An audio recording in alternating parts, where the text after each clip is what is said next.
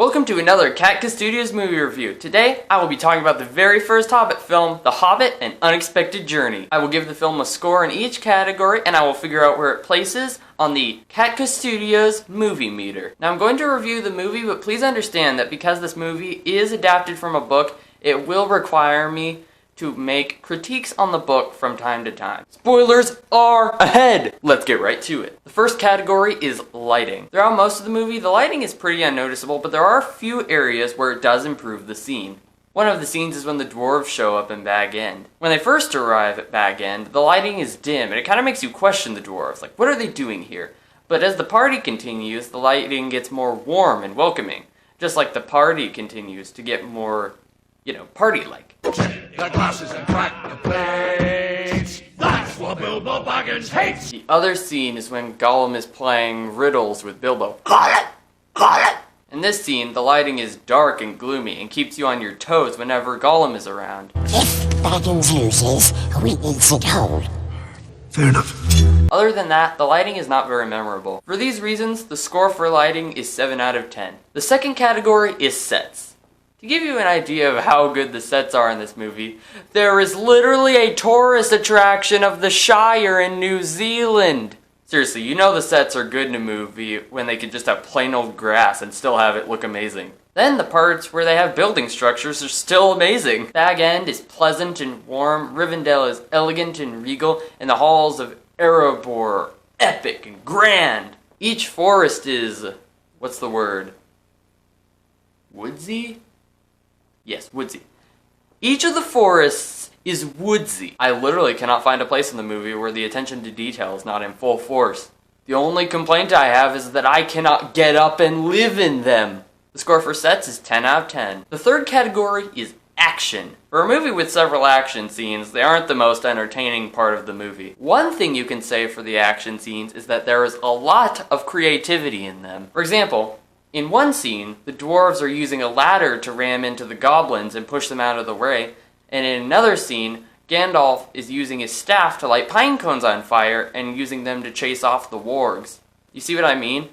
The movie takes things that you wouldn't normally consider useful in a battle and actually makes them incredibly powerful weapons. Not to mention, the movie makes great use of set design. The final action scene is good at keeping you on your toes. I especially like the fight between Bilbo, Thorin, and Azog. But all the other battles or action scenes are just boring. The scene where the dwarves are attacked by stone giants is just straight up useless. All of the action scenes just feel boring and uninteresting. When compared to the Lord of the Rings battle scenes, they fall extremely short of the potential that they had. The score for action is 7 out of 10. Cinematography is the next category. Camera angles in this film are sufficient. They tell the story successfully. I don't have any particular comments about them. The film doesn't do anything unique with the camera angles. They're just there. However, the one thing I absolutely love about this film is that it uses giant landscape shots to show the dwarves walking across a hill, or to show off the wonderful plains of New Zealand, or to show off the grand kingdom of Rivendelle. But can I just say, once again, they're using these camera angles to show off the sets! Overall, the camera angles are not too memorable, but they do have a couple of standouts that make them awesome. Score for cinematography is 8.9 out of 10. The next category is characters. Everyone knows Gandalf and Bilbo Baggins and dwarves. The cast of characters is iconic, just maybe not as iconic as The Lord of the Rings. One thing I can say for the movie is that it is very good at establishing characters of the main characters. For example, the second that Thorin appears at Bag End, you know everything you need to know about him. He's a leader. He's seen some bad things. He has a bone to pick with Smaug the dragon and the elves. I know half of you on the internet pronounce it Smaug, but I will forever pronounce it Smaug. But seriously, the movie continues to establish Thorin's background with the story of why he's called Thorin Oakenshield. Another thing I love about this movie is its ability to create really interesting side characters, such as the elves and other wizards. Like Radagast, they instantly describe him as a man who's obsessed with animals and lives among them. Part of the excellence to these side characters is because they already made 3 movies where these side characters were still main characters. Perhaps the best examples of great side characters are the trolls. These characters are instantly characterized as stupid, mean, and gluttonous. You all! Although this is a little off topic, they totally removed the scene from the book where Gandalf is pretending to be the trolls and making them mad at each other. Now that I've gotten all the positive stuff out, here are the complaints. Bilbo is not my favorite character in the movie. He's too scaredy cat, and his outburst at the dwarves makes him a little bit hard to like. Next, I have to say, I'm not a big fan of the dwarves' characters. They're a little bit, too unbelievably rude and, stubborn. And the other problem I have with the dwarves is that I don't feel like they got enough characterization. Thorin gets the most characterization out of all the dwarves. Below him, I'd say probably Balin gets a lot of characterization. Then below Balin is Fili and Kili, and below them is Dwalin. Then all the other dwarves are just dwarves A, B, C, and D. The score for characters is 8 out of 10. Sixth is acting. The standout best performances in this film easily go to Ian McKellen and Richard Armitage. I think that's how you pronounce his name.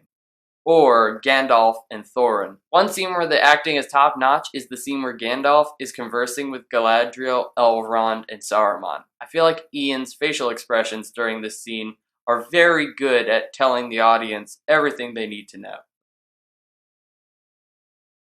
Those two characters give the best performances, but as for everyone else, I feel like there's just that little bit more that could have been given. If you compare it to the actors from The Lord of the Rings, there's just so much more acting power that could have been given that they just, failed at. The score for acting is 7 out of 10. The next category is the antagonist. The antagonist is a little bit strange for the Hobbit movies, at least. Longtime fans know that the big bad is Sauron. But for the Hobbit films, the main villain is Azog the Defiler. This is the backstory for Azog the Defiler. For some reason that we don't know, he's a pale orc. For some other reason that nobody knows, Azog wants to kill all the dwarves who are descended from some guy named Durin. Azog kills Thorin's grandfather, and in retaliation, Thorin cuts off his hand. And finally, for some reason that we don't know the answer to, he's alive, and Thorin doesn't know that he's alive, but somehow the Goblin King knows he's alive. You see what I'm talking about? Azog has precisely one goal in the movie that we actually know the motivation to, and that's to kill Thorin, because Thorin chopped off his hand. Maybe the reason he has so little characterization is because he's actually a character that they made up for the movie and was not in the books at all. For that reason, Azog is barely in the movie. He's scary when he does show up, but half the time, the problems that the heroes come across are not related to Azog in any way. Score for antagonist is 6 out of 10. Eighth is plot. The plot in the movie is a pretty generic movie plot. A reluctant hero is whisked off on a quest by a bunch of crazy adventurers, and they begin their journey to take down some form of evil. It may seem familiar now, but remember, J.R.R. Tolkien, or as I like to call him, Jr. Tolkien, was the first to really popularize this formula for creating good stories. But it's never been the outline for the story that makes it good. It's the lore and the setting that makes it good. The problem is that the plot holes in the movie are numerous. A lot of the detours in this movie are the result of bad luck. The trolls are extremely unlucky for the dwarves. The party of dwarves just happens upon the one group of trolls that decided to venture out of the mountains this year. That is plot convenience. Actually, is it plot convenience if it causes a problem? It's plot inconvenience. The next plot inconvenience, as we like to call them, is that the dwarves hid in the mountain and they came across perhaps the one cave that was an entrance to the secret goblin lair. There's simply a ton of plot convenience. I mean, another one is that Gollum drops the ring only when Bilbo enters the tunnel.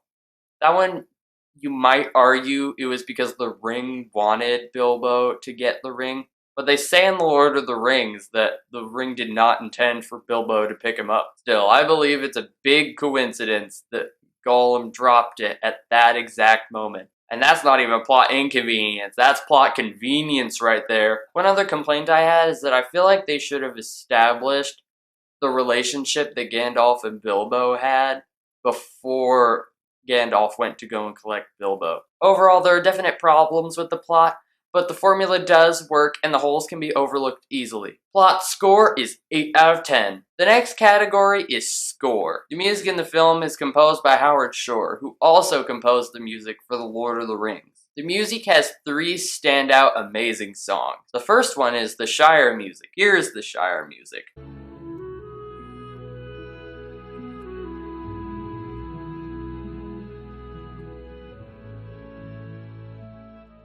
The Shire music brings you into the world of the Shire and lets you feel the jovial spirit of the hobbits. The next theme is the Sons of Durin theme. Here is the theme.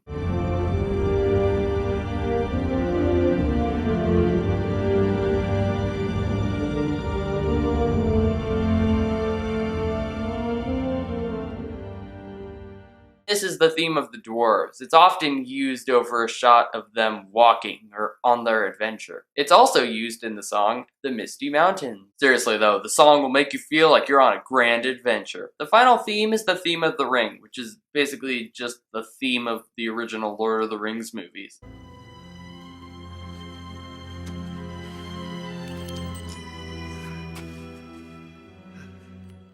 It's sketchy, just like The Ring. The score for the score is 9.5 out of 10. The next and final category is perhaps the most important category, messaging. It basically comes down to 2 things. The first is the character arc of Bilbo. He starts out the movie as a person who doesn't really want to go on an adventure because he's worried he's gonna die.